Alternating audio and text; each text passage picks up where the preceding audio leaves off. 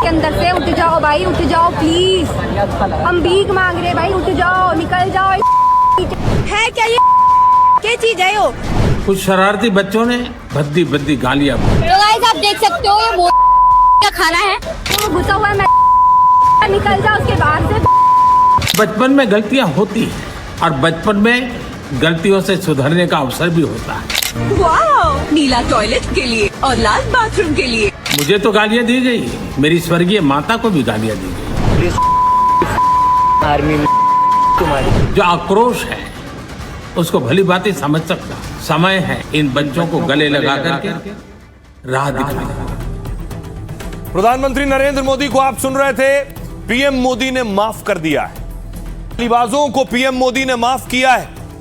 मैंने आपको कल बताया था कि किस तरह जंतर मंतर पर अलग अलग प्रोटेस्टर्स, अलग अलग प्रदर्शनकारी वीडियो बनाकर प्रधानमंत्री को सरकार के खिलाफ, पीएम मोदी की माता जी के खिलाफ अपशब्द का इस्तेमाल कर रहे थे। उठ जाओ, निकल जाओ, नीचे से निकल जाओ।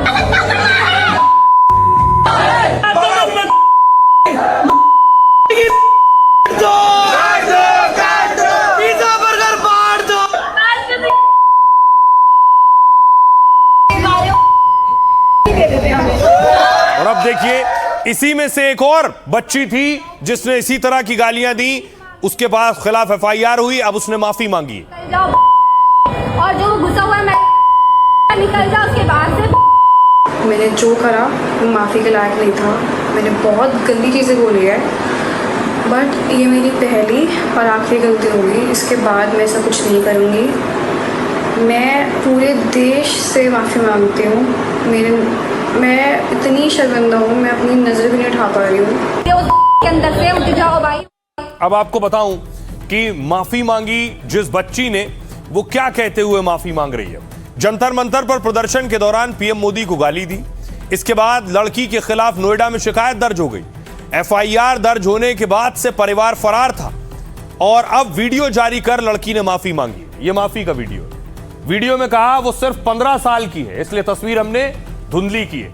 ये उसकी पहली और आखिरी गलती है, वो कह रही है। वीडियो में लड़की हाथ जोड़कर बयान पर माफी मांग रही है। उसने कहा कि वो अपने दोस्तों के साथ कनॉट प्लेस घूमने गई थी।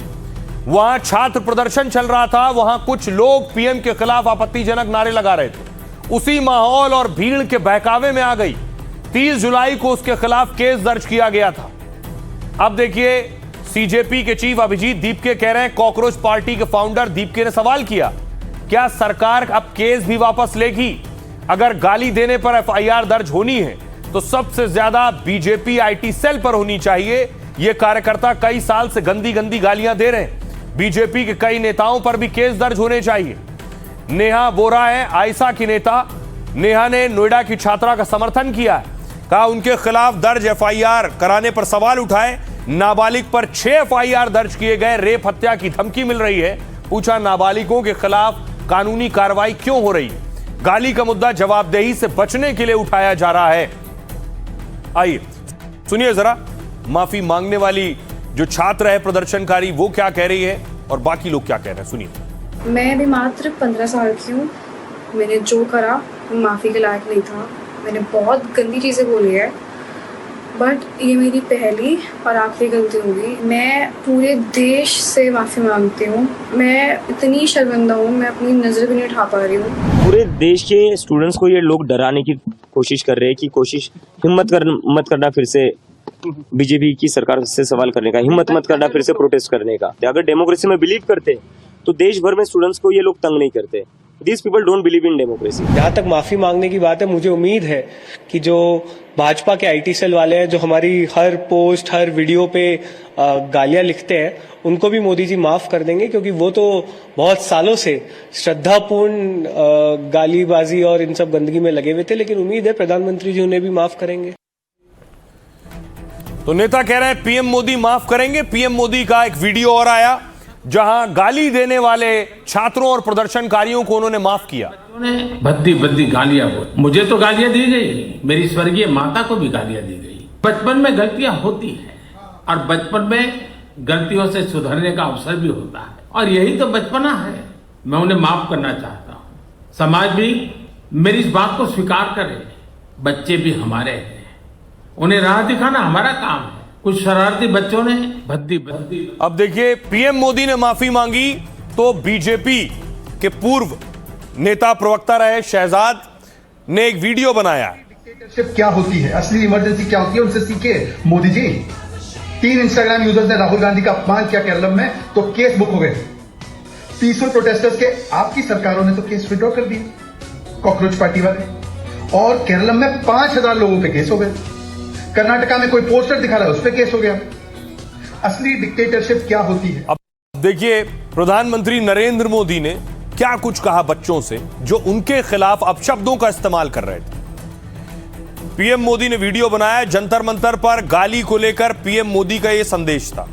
इसमें पीएम ने युवाओं के आक्रोश को संभालने की कोशिश की। पीएम ने कहा, एक कल्चरल शौक है कि हमारी बेटियां इस तरह की भाषा कैसे बोल सकती हैं, लेकिन समय है इन बच्चों को गले लगाकर राह दिखाने का। ये गुमराह बच्चे हैं, इन्हें राह दिखाना हमारा काम है। इन्हें सजा देना, अदालतों के चक्कर कटवाना, प्रताड़ित करना, इससे हम परिस्थितियां नहीं बदल पाएंगे। मैं उनको माफ करना चाहता हूं। समाज भी मेरी इस बात को स्वीकार करे। प्रदर्शन के दौरान पीएम के खिलाफ अभद्र भाषा का इस्तेमाल हुआ। इसको लेकर गालीबाजों के खिलाफ एक्शन की मांग तेज हुई। इस बीच पीएम मोदी ने जेनजी युवाओं को माफ कर बड़ा संदेश दिया। पीएम मोदी ने शुक्रवार रात इंस्टाग्राम पर रील शेयर की। कुछ शरारती बच्चों ने मुझे और मेरी मां को भद्दी भद्दी गालियां दी, लेकिन बचपन में गलतियां होती हैं। बचपन गलतियों को सुधारने का अवसर भी होता है। यह पिछले 9 दिनों में पीएम का 5वां वीडियो है। रात 11 बजे जारी किए गए वीडियो को 30 मिनट में ही 13 लाख लोगों ने देखा। राहुल गांधी ने इस पर कहा, नेता विपक्ष राहुल गांधी ने वीडियो को लेकर निशाना साधा।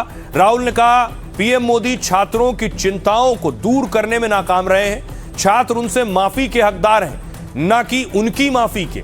भारत के छात्रों को उनकी माफी की जरूरत नहीं है। सुनिए प्रधानमंत्री नरेंद्र मोदी ने क्या कहा। जंतर मंतर पर जो कुछ भी हुआ देश और दुनिया ने देखा है। कुछ शरारती बच्चों ने भद्दी भद्दी गालियां बोली। मुझे तो गालियां दी गई, मेरी स्वर्गीय माता को भी गालियां दी गई। न जाने कितना भद्दा स्वरूप था। एक गुमराह बच्चे हैं, उनको राह दिखाना हमारा काम है। उनको सजा देना, अदालतों के चक्कर कटवाना, समाज में उनको प्रताड़ित करना, इससे हम परिस्थितियां नहीं बदल पाएंगे। डेमोक्रेटिक कॉन्स्टिट्यूशनल तरीके से ह्यूमन वैल्यूज, मोरल वैल्यूज के साथ हमें विरोध करना चाहिए। गाली गलोच, हुड़दंगा, विध्वंस, डिस्ट्रैक्शन, इससे बात नहीं बनेगी। सरकार जवाबदेह होनी चाहिए, ये मैं मानता हूं, लेकिन परिवर्तन केवल एक व्यक्ति के परिवर्तन से नहीं हो जाएगा, व्यवस्था परिवर्तन जरूरी है। अगर कोई और होता उनकी जगह तो कड़ी से कड़ी सजा होती, ये उनका बड़प्पन है।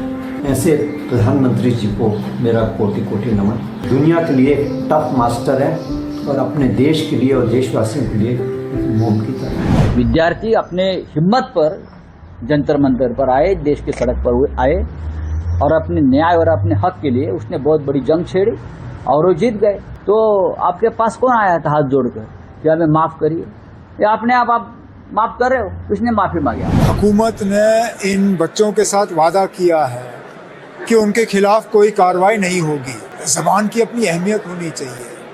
अगर जबान दिया है तो उसको फिर रखना चाहिए। तो जहाँ जहाँ कार्रवाई हो रही है रुकनी चाहिए।